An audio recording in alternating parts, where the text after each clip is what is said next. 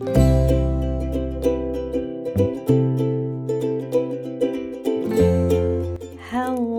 and welcome to Good Grief, the podcast dedicated to demystifying and destigmatizing grief with compassion and humor. I'm Nikki. I'm an end-of-life doula and a grief coach in Columbus, Ohio. And today I have another great guest episode I'm so excited to share with you. I had on journalist and author from Canada, Danielle Crittenden, who has written a beautiful book on the loss of her daughter called Dispatches in Grief. I will not do justice to just what a phenomenal human being she is, what a great writer she is. So you can listen to this episode and hear for yourself. And I'll have links for everything in the description, as I usually do. But before we get into today's episode, and I'm not going into my Patreon spiel here, so don't fast forward, hold tight. I'm actually going to bring up something very personal to me that I've never mentioned on this podcast, and I don't know why. So I won't take up too much time, but basically, I'm assuming most people who are listening to this show maybe have experienced a loss. But regardless of that, pretty much all of us have lost somebody or known somebody who's lost somebody to cancer. Cancer is like not the leading cause of death in the United States, but one of the top causes of death in the United States. And it's becoming more and more prevalent. So for 15 years now, I have been part of an annual grassroots fundraising event in Columbus, Ohio. So if you know me personally, already know this already. If you don't, or if you're not from Columbus, please go to the website pelotonia.org, and I'm going to put it in the description below, and just read about Pelotonia. It's like I said, it's a grassroots fundraising campaign, and they center around a 3-day cycling event in August. I've been riding for 15 years. I have a tattoo of Pelotonia and my bike and all this stuff. Like it's a whole thing for me. It's a part of my identity at this point, because I've been doing this I've raised over $50,000 in my 15 years riding for this. And the great thing that I love about Pelotonia, and why I support that one over any other cancer awareness campaign, is that everything that you do is underwritten and donated and all of that, so that when you donate money to Pelotonia, it goes directly to the James Cancer Center here in Columbus, Ohio, which is one of the leading research institutions for cancer research in this part of the United States. So again, whatever, use your own judgment, but please go check it out. This is the only cancer research I will donate to because of that. I know when I personally donate money to them, which I'm raising money, but I still donate to other riders too, because that's who I am. I know that literally if I donate $100, $100 is going to the James Cancer Center. It's not going to the CEO of Pelotonia. It's not going anywhere else. So I'll put a link to that. If you would like to donate to my ride, you certainly can. I'll have that link in there too. But just read up on it. It's a fantastic organization. The ride's coming up in August. Again, this is my 15th year riding. I'm just thrilled to be part of this. So if you have lost somebody to cancer and you want to do something to give back, I highly, highly recommend this one. I'm sure there are other great campaigns around the US as well. This is the one that's closest to me. This is the one I do. And this one, again, 100% goes directly to cancer research. It's not going into the CEO. And I'm not going to name drop of some other cancer foundation CEOs that are making millions of dollars. Anyway, so moving on. Also, again, as always, if you want to help support this show, please go to patreon.com/Nikki the Death Doula.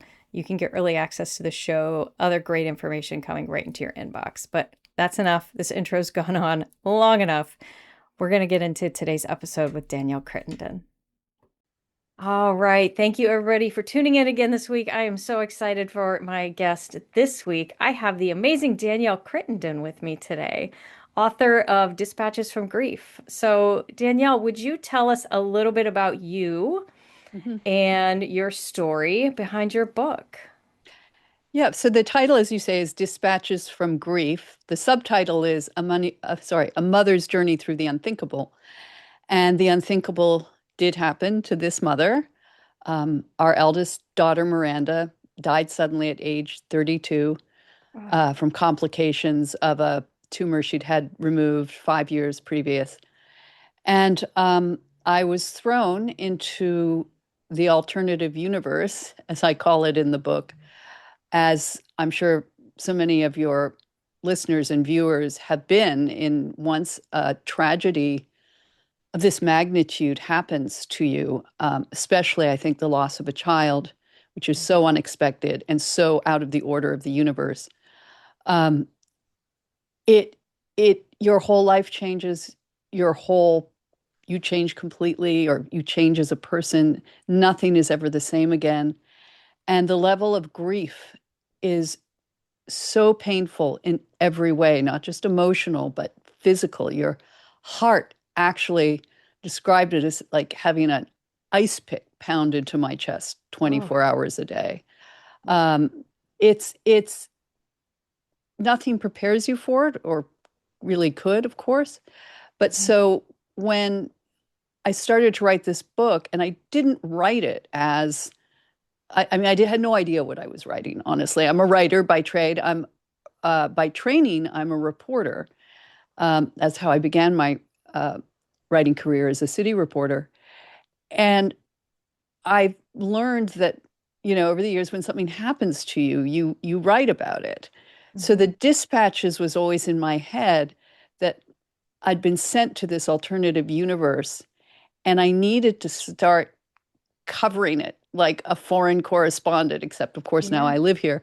And I began writing, just taking notes about what I was experiencing. So 1 minute I might be sobbing on the bathroom floor, howling. And then after I'd composed myself, I would go upstairs and just into my office and just write down exactly what I had just experienced. It's not like journaling. It's actually like weirdly standing objectively a few feet away from yourself and writing about what just happened. And gradually, these dispatches began to build up. And what I thought, well, maybe it will be an article, maybe it'll be a longer essay, eventually made its way into a book. And that's how it came Wow. about. Wow. Thank you for sharing all that with me. And bringing to light the power of writing our stories. Mm-hmm. I've had several authors on my show before, and Lord knows I've had my share of grief, and I journal like crazy. I never once thought of putting it together like a book, but it's so impactful to not only write out that story to help you heal, but to help others heal as well. Do you feel that sharing your story about your daughter is helping other people in healing with their journeys too? Well, I've the response has been just overwhelming, and in a good way, for that reason. I mean, when I began writing it, I didn't have a goal, I didn't have an audience in mind. What I did know is when I turned to the existing literature on grief, uh, very little spoke to me about the actual experience I was having, the Yeah. legit pain, like how long is this pain going to last? Yeah. And then, of course, you come across the famous books like there are going to be stages and you'll get through and eventually you'll get to acceptance and then your life will resume as before. And like none of that is true. No. There are no stages, or as my Mm-mm. son said, no one tells you they can happen all at once. So I Yeah. found that the things I wanted to read were very personal Hmm. memoirs of people in my situation. And so that's it was like I was trying to tell the outside world, you don't know what this is like, and Yeah. speak to the people in this world with me like we need this articulated so people understand what we're going through. And Yeah. so it's a very graphic book, it's a very frank book about this type of grief. It looks forward to how one might recover from it. But definitely the reaction I've received. One, I sent it to a few early readers in my universe, mothers, and one wrote back, "Thank you. Now I have something to show people." Oh, Because I think they often don't. I mean, how can others who haven't been through this yeah. perceive what you're going through? So, Mhm. in that way, it helps, I think. Yeah, absolutely. And thank you for bringing up, I don't want to say the unhelpfulness of a lot of the self-help books or books, Mhm. classic books on grief out there. They are helpful in some ways, But when you put in things like a black and white plan, so to speak, or Hmm. pathway or a journey to quote unquote the end or getting back to normal, there is no back to normal.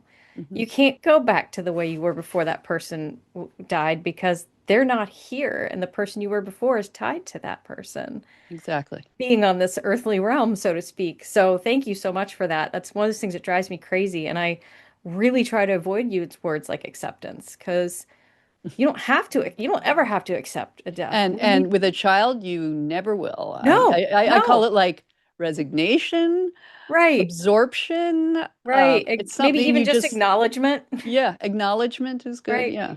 Yeah. Yeah, I like that word. So thank you. And I have no children of my own, so I would never pretend to understand what you or any other mother has been through losing a child. So in that respect, I've talked many times on this podcast. My brother died very unexpectedly when he was only 40. So I was there watching my mom go through this. And to this day, I will never understand exactly how she felt. But seeing her go through that just drove home how deep the loss of a child can be to a parent and How just did how she, devastating. how did she cope in the long run? Like, did, or I mean, some people Yeah. you hear stories. I hear stories told to me of, Mhm. mothers who just never recover. Right. Your mortality rate goes up, Yeah. interestingly. That Yeah. if you have lose a child, especially as a mother, you are much higher rate of dying within Yeah. 5 years, and that's Hmm. because of addiction or suicide or Right. just you stop making good decisions, which I also Right. found like the that you're just not thinking the way you used Right. to. You get Right. And that's clumsy and you have accidents and things yeah. like that. Yeah. Yeah, and I see that with spouses as well, because last I read it was like a 70% of adults who lose their spouse die within a year because of either suicide, addiction, or usually it's just they don't care for themselves like they used to. Right, So, right. there's so much to be said for human will. It keeps us Yeah, going. I mean, the broken heart syndrome is real. Oh, 100%. I've seen it. And as far as my mom, I mean, she and my dad leaned on each other a lot and me, and the three of us together just coped with each other as best we could. I know my parents are very, very big in their religion. A lot of Bible study helped my mom. And she's a quilter she loves Mhm. quilting. She threw herself into her work. There are so many quilts in my parents' house right now. Yeah, it would take a lot of quilts. I get that. Yeah, but that's they're beautiful gifts now that we all have for hers from her. Um, so there's something else you said earlier that I wanted to kind of touch on was that nothing prepares you, even Mhm. if you are, have a sense of preparation. And I see this a lot because most of the people I work with have a terminal illness, so they know that their end might be coming. Mhm. And even so, they're still not prepared. Nobody feels prepared. So and you don't have to get into details if you don't want, but would you mind telling us a little bit? You said your daughter had a tumor. Was there any indication, or was this kind of like, oh my gosh, this thing just sprung up out of nowhere after she had been maybe a little sick? Well, no, she was seeing spots, and she'd always had bad eyesight. And at one point in her career, she'd worked as a fashion model, so we used to tease her that she was like Marilyn Monroe in Gentlemen Prefer Blondes, where her vision was she had you know Yeah. bumping into walls and things. But she started to see spots one Thanksgiving when we were together, Oh, wow. and and I said, that's weird. And so she went, and there had been, and we don't know for how long, it could have been many years, Hmm. growing a very rare tumor. And I said to Miranda, I said, yeah, of course you would have an original tumor, and it's Yeah. finding the doctor that could handle it was very difficult. And we finally did, because it was on her pituitary gland. And Oh, while those wow. are common, this one was vascular. So it had to be dismantled like a bomb, you Oh, know, oh, or the risk of hemorrhaging. Anyway, she got through that, thank God. And um, when you lose your pituitary gland, you can replace its functions with, a various cocktail of medications and hormones. And the surgeons and her endocrinologist said, well, now you can just take the medications and you'll live a long and happy life. It shouldn't affect you in any way. And it does affect you. Any medication affects you. It has side Sure. effects. And I think she Absolutely. was playing with it a little. And she was low on one of the hormones or the cortisol. And we had to detective work this backwards. And even though she was low, none of her doctors, and she was conscientious, said, oh, by the way, if you're getting low on this, you could drop dead. That was never raised. Oh my So, God. so that's why it was sudden. We just, the assumption was the tumor had been removed. It's non-malignant, and Yeah. you know, go on from there. Wow. Oh my gosh. That, yeah. Well, then they definitely, again, there's no preparing for this. No, and even then, even as she was heading into surgery, Right. it never occurred to me, or I wouldn't let it occur to me that Mhm. she wouldn't survive the surgery.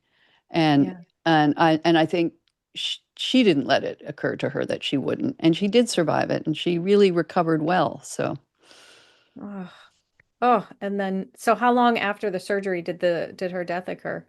5 years. 5 years. Wow. Yeah. So you had all that time together too of Yeah, I her. mean, people look back on COVID as a bad thing, and of course it was a bad thing Oh, and right, right. tragic for many people, but because she would always be living with a slightly compromised immune system, she came home and lived with us for Yeah. a year and a half. And retrospectively, and at the time too, we just treasured having her that close to us. Yeah. Yeah. What a beautiful gift. I mean, obviously, we would all prefer she were still here, but what a nice gift of that time that you could spend Yes, together during. yes, I've heard from other people who had maybe not like the same experience, but for whatever reason, because of health reasons, they were very much stuck inside with their families during COVID, and they thought the same thing, like, what a blessing. We never get to spend this kind of time together. yeah. Oh. Yeah, my husband and I joke about the gifts of COVID. That Yeah. when you did, if you did experience it that way, Right. um, it could be a really nice thing. Yeah. Yeah. So you mentioned a son. So you have another child as So well. I had three children in Okay. total. A son who is 30, or was 30, so 2 years younger than Miranda, and a younger daughter, Beatrice, was 22 when she died and was in her junior year of college Oh, and abroad on a semester abroad. So oh no. yeah, it was very shocking. Yeah, yeah. So you had asked about my mom as well. So how I don't want to say how did you cope? Like I'm not looking for trade secrets here, but like Hmm. what was the coping process like for you? Like in the beginning there probably was no coping. At least I've No, had a very significant loss recently. There's just no coping. It's surviving at that yeah, point. yeah. But what did this process look like for you and your family? Well, that's what I wrote about, really. Okay. I initially I describe well, first of all, as a mother, Hmm. this was the first time in my life I did not have the capacity to suppress my own emotions in order to comfort my living children. Yeah. And I think it was very hard on them to watch. I'd be interested if you felt the same way with your own mother. It was hard of them to watch me not just cry, but hear me howling, just howling Hmm. in a way you don't cry about anything else. And their father as well, my Yeah. husband, uh, he was calmer on the outside, but my youngest daughter is actually a beautiful writer, and she kept notes too. I don't know where she got that idea from, and she wrote, just I quote her a few times in the book, about how she felt entering the house when she got home from abroad, and she knew that this whole world of grief lay beyond the front door, and also just how it broke her listening to her father through the walls crying. Hmm. Yeah. And so, and then they, of course, and like you have your own sibling grief, which is profound. Uh, and and every everybody in your family unit has now had this big hole blown open in it. And Mhm. you're all kind of reeling, and you have to figure out how to readjust and reknit together Yeah. as a family, minus this key, and she was the eldest too, this key player and person that all of us, were very, very close to. So Hmm. that was very hard. It's an ongoing thing. Yeah. I was lucky in my marriage that David and was incredibly supportive, Mhm. and he was the one early on recognizing how easy it was for us to kind of pull apart. I mean, all I wanted to do was crawl under the bed and just basically die. Yeah. And he was the one who said at one point, um, we can't retreat into our own silos of grief. We have to keep doing this together. And so he had an ability when he saw me spiraling to just hold me, pull Hmm. me out. And his default setting was to retreat into himself and not talk. And Hmm. so I would pull him out so he could talk as much or as little as he wanted to, but like I monitored him too. So and gradually I got my maternal instincts slowly flickered back on, and I was able to, become a much better steward of my own children's feelings. Yeah. But it really is like I describe it. It's like one day you're sitting in your house, you're having your coffee or reading the paper, getting ready to do whatever it is you're going to do next, and a bomb lands, and your whole household, your whole life is destroyed and changed. And even though everything around you looks the same, even though you look the same, nothing is the same. And that's what's so surreal about it. Yeah. Yeah, absolutely. And I remember I talked about this a few times. I will never forget the phone call I got when my brother died because it was my mom that called me. And it was right around this time because we're coming up on his anniversary because it was the day before Memorial Day. And, the second all I was like, "Hey, mom, what's up?" And the second I heard her say my name, I instantly knew. And his death Yeah. was not expected, but somehow I'm like, something happened to my brother. And Yeah. I just knew. And at that moment, I ran out to the house. Mom and dad were at the house and at their house. And like, I never, everything in my life changed the minute I grabbed my mom and pulled her into a hug because she was just sobbing. And at that point, I was no longer the daughter. I just Yeah. needed to be the caretaker for this woman who just lost her child. And Yeah. I just couldn't get my arms around her tight enough because all I wanted to do was protect her. And sibling grief, I learned a little bit about it, but in my brain, none of that existed to me for like 5 years because all I could think about was taking care of my mom. Yeah. No, well, you sound like a good daughter. And my daughter too has been, my both of them have been wonderful. My son is married. He's brought they brought a granddaughter into the world, so that's been beautiful, a new Mhm. life. And my daughter and I remain and are very close. And I see her doing that, and it Mhm. makes supporting me, and it feels good. But I also feel like I really want to make sure she's taking care of herself too. Yeah. Yeah, and that was like a pact my mom and I had was that I would do everything I could. I'd take care of myself anyway, but I told Hmm. her I will stay around. And my mom unfortunately passed away this past fall, so Oh, she I'm sorry. That was your significant loss. yeah. So Yeah. she's with my brother again, and that makes me Yeah. happy knowing they're together. But you had Yeah. mentioned like trying to find this new dynamic without her with your whole family, and now it's just me and my dad. I have no other siblings. So, and he and I mean, we're fine with each other, but we were never super close. So we're really just navigating this weird world of it's just the two Yeah. of us now left in our Yeah. family and supporting each other through our grief. And yeah, it's Well, it's losing a hard. parent, especially a mother, I always feel it is like losing a planet, like the central planet to your solar system. It's like losing the Mhm. sun. It's Yeah. something you have always been, that's always been there and you've Yep. always revolved around, Hmm. and then it's gone. Yeah. You expect it at some level, unless they die very suddenly or tragically, at some Hmm. level, a child always knows at some Right. point that moment is going to come, Yeah.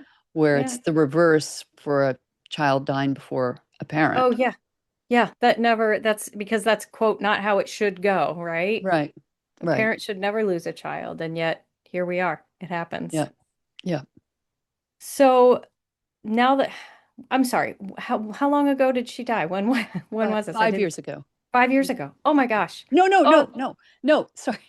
She died 2 years ago oh, 2 years ago. in Okay. February of 2024. Yes. Okay, that's right, because you said you had some time. Yeah, I'm Okay. sorry. She had the tumor for 5 years, but yes. Right, got it. Okay, thank you. I realized I didn't ask that at the beginning. So now, 2 years in, I know the grief is still there, and it always will be, because I'm always saying that grief never goes away. I know you know this too, but where is your grief now? How is that existing in your world? It's um it's still there, obviously. It Right. still overwhelms me. I was very worried about not publishing the book, but talking about the book. I found after a Yeah. point where I was really feeling suicidal, not that I was going to commit it, but if you'd known me in my previous life, my nickname among my friends used to be the Minister of Fun. So, so you couldn't imagine that this person who had that nickname was suddenly thinking it would be better to be dead than alive, which is how I felt. Oh man. And yeah, and of course I felt terribly guilty because how could I think that with my Right. living family? Um, but I did try and get help. I reached out to, yeah, I went through the grief books, not so helpful. I reached out to grief specialists. There's a big grief center here where I live in Washington, D.C. No one, like, we can see you in 18 months. And I'm thinking, 18 months from now, I don't know that I'll exist. Like, I cannot go on like this. Yeah. And all I could do if I wanted to do anything was really just go into a hospital emergency ward and say, I'm feeling like I want to commit suicide. And then they, I don't know, medicate you for a few days and then they kick you back Yeah. out. So that wasn't going to Right. help. Mm. So I eventually found my way to EMDR therapy, and Oh, that's for okay. PTSD, uh, which is what you have on many, many levels. Mm-hmm. And Oh yeah. that really, really has helped me. And I don't think I could have written the book as graphically and as in detail if I had not had that therapy. I don't think I could be talking to you today if I'd not had that Right. therapy. So the goal of it, I don't know if you know about EMDR therapy. I I can do. give, Mhm. yeah, okay. For But listeners, I can maybe give my listeners don't. So if you want to give a, a a, super brief rundown, that'd be great. just a very quick rundown is, and this has now been scientifically proven because they've been able to view it on MRIs of the brain, that when a trauma happens, any trauma, um, your brain does not know what to do with it. It Hmm. doesn't, it doesn't, it can't file it away like other memories. And the Hmm. result is it kind of stays trapped. So if you watch it on an MRI, when they when they ask someone to remember the traumatic memory, the brain starts lighting up in weird ways that it does with nothing else, and it Hmm. cannot process it, which means the trauma is ever present. So, like Oof. the classic one is the soldier at home walking along the street, a car backfires, and suddenly he's back in Iraq or whatever. Yeah. And Hmm. that's because the memory hasn't been dealt with or Hmm. processed. So EMDR is a way, it was developed in the 80s and now, as I said, clinically proven to through I use buzzers in left and right hand in my left and right hand. It originally was like watching a dot go back and forth across a screen, and you recount the trauma, or in the death of a child, you recount the many, many aspects of the trauma. And as my therapist said, it's like if you want to get a song out of your head, the only way to do it is to listen to it all the way through. And I Mhm. didn't know that, but that was good to know. Yeah. But Yeah. so it is with trauma. The only way to process it and the back and forth with the dot or the buzzers is getting your two sides of the Yeah. hippocampus to talk to each other. Yeah. The only way to do that is repeating it and repeating it Hmm. and going from different angles. So it's very Hmm. common in early grief of any kind that you get very obsessive. Yeah. Like, what if she'd stepped off the curb 5 minutes later? What if, Yep. what if, what if, what if? Yep. Or why Yeah. didn't I? Why didn't I? Why didn't I? Yeah.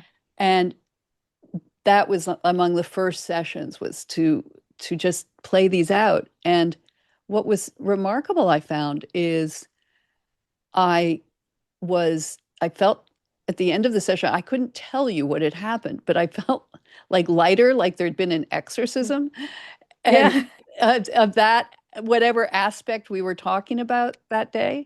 Hmm. And I was then, it did get kind of filed away. And then, okay, then we are on to the next thing, because there are so many things surrounding a death like this. Like, Yeah. not, it's the first time I went to a supermarket, I had to leave my cart and run out because I couldn't. Oh, I started to pass the things I used to buy for Miranda when she'd come and visit. yep. I just thought, Hmm. okay, I can't be here anymore, and that's what happens. You just freeze and Yeah. you book it wherever you, Yeah. you Yep. get away from it. My Yep. my phone keeps sending me wonderful memories that it's curated especially for me with Miranda and Yep.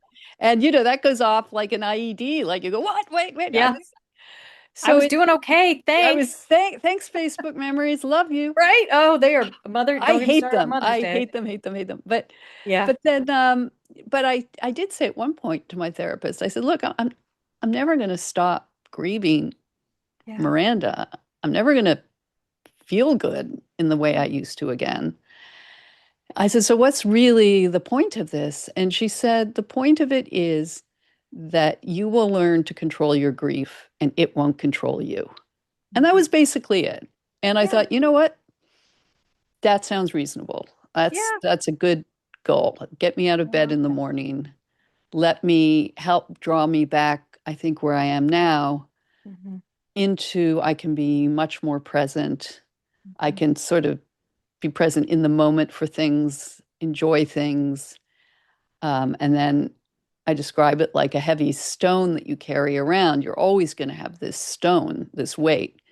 You just learn to carry it better. And I finish laughing or enjoying it or whatever. And then, I'm reminded, oh, yep, the stone's still there. So that's really where I am now. And, mothers further along this path than I am, 5, 10 years, they say they think about them all the time, Oh, yeah. never stop thinking about them. And Yep. that's really true. Yeah. I know it was, uh, we're coming up on year 11 of my brother's passing, and up until my mom's, last days with her, she would, she was always thinking about Scott. She was always thinking about him. He was always there. So, Yeah. all right, as we're winding down, before I get to my little last, I have a tradition at the end of my episode. Before I get to that, one final question. If you could say something to a mother who's recently lost a child, in whatever circumstance it might be, what would you say to them? I would say look into EMDR Yeah, therapy. yeah. And I would say seek out the company of other mothers in Mm, if you, they come to you pretty quickly, even if you just post it on your social media. And mhm. actually, what I discovered when I got into the alternative universe, that there were a lot of people I knew, I'd been friends with for like 20 years, who had like you, these significant losses in their life. And they hadn't told me about them because, why would they? Yeah, And, when my aunt lost a child, or when I lost my sibling, or when I lost a child, and you're, wait, what? I've known you for how long? And I didn't know this. yeah. So you're in a very well populated universe, Mm, and getting the company from those in it with you, I've found very helpful because they're really, aside from your own family, they're really the only people you can talk to about it. And so many of the responses I've received is just become aware of how lonely people feel in this grief because it Yeah. doesn't move on. They don't move on, and the world moves on, and the world Yep. expects them eventually to move on, Yep. and they don't or can't. Yeah. Well, and that's what I hope with this podcast is for anybody out there listening that hears your story now that may have been through this or is going through this or will go through this can hear that and know that they're not alone. Yeah, That's and there that's are my goal. support groups. I know there are. Yeah. You just have to Google it, and Mhm. you'll come across them. Yeah. Okay, so I have a tradition on my podcast, the end of every episode. I'm going to pull a random card from the death deck. These Oh, are oh God, conversation I starter don't like questions. that deck. I I don't like know. that deck of cards. I get a lot of it's just conversation starter questions around death and Oh, dying. okay. But I'll have you answer it, and then fair's fair. I'll answer it too. So Okay. okay, it's multiple choice. Okay. What kind of griever are you? Hmm. A, I'm open, not afraid to talk, pray, meditate, cry, or whatever might help. B, I'm a distractor. I keep busy and focus on projects and tasks. Or C, I'm a wreck. Seriously, someone may have to watch me 24/7. Oh, without a question, A. Um, Me too. I mean, me too. So my Miranda once said of me, she was very witty and funny, and she once said of me, and this was not a compliment, uh, mom's the sort of person who brings a gun to a knife fight. And, I think my family's been a little surprised just how out there I am with this. So, yeah. I What love about it. you? What I'm about I'm the you? same. I'm an open book. Yeah. I do not hide my feelings well. I don't think I've had the ability to hide my feelings, but You I'm don't right have the out there. poker face. I mean, I started a whole damn podcast on grieving, so come on. Yeah, Yeah, I'm you lean absolutely. into it. That's I that's lean right. into it, right? I Yeah. do like to read about it. I like to educate myself too. So, which is another reason why I did all this. So, awesome. Well, Danielle, thank you so much for sharing your story. I'm going to give you the floor here. Tell my listeners about where they can find your book, where they can find you, and anything else you want to share. All right. So my name again is Danielle Crittenden, Crittenden. It's a hard name to remember. The book is Dispatches from Grief, A Mother's Journey Through the Unthinkable. It's on Amazon. It's on any book online place that you can purchase books, and it should be in most bookstores. And if it's not, you can always ask them to order it. But I hope anybody listening to this who needs it or knows someone who needs it will check it out. You can Yeah. also reach out to me if you want directly on my social media, on Instagram, Danielle Crittenden from, and I have a website, daniellecrittenden.com, through which you can also send me a message. Awesome. And I'll put links to that in the description so you can click below if you Oh, just want to wonderful. do that. Yeah. Well, thank And I'm you so trying to much. answer everyone because they're all so poignant, Yeah. and it'll be slow, but I will answer everyone who has a question. Amazing. I love that. Thank you, Danielle, so much. It was so lovely chatting with you today. Thank you for having me, Nikki. All right. Another huge thank you and shout out to Danielle for coming on my show and sharing her story and writing her amazing book. Please go check it out. I'll have links to everything in the description below. Her book. If you want merch for this podcast, I've got t-shirts, I've got journals, I've got stickers and a mug and all that great stuff. You can get that in the description. I mentioned at the top of the show about this amazing event I'm part of here in Columbus to raise money for cancer research, Pelotonia.org. That information, there's going to be a poop ton of links down there for y'all to be clicking away on. And yes, I said poop. I'm sorry if you have little ones around. Anyway, if you enjoyed this show, please, please, please, please, I'm utterly begging you, if you have not already, I am unashamedly begging, please leave me a 5-star rating and a nice review if you're on Apple Podcasts. That is just the easiest and quickest way for other people to see my show and to find my show, and hopefully I can find somebody else out there who can feel comforted in their grief. I don't make a dime on this podcast. This is a labor of love. I'm not doing this to make more money. I'm doing this to spread awareness on grief, death, and dying, and know that we can all talk about it and it's okay. And as you know, as I say at the end of every episode, which I'll say in just a moment, but thank you so much for tuning in again this week.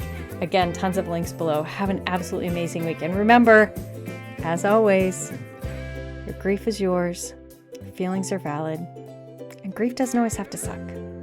Good Grief with Nikki the Death Doula is produced by Nikki Smith of Nikki the Death Doula LLC in Columbus, Ohio. Nikki the Death Doula LLC is for consulting, education, emotional support, and guidance, and is no way considered a funeral establishment or licensed mental health establishment. Scripts, editing, sound design, literally everything with this podcast is done solely by Nikki Smith of Nikki the Death Doula LLC.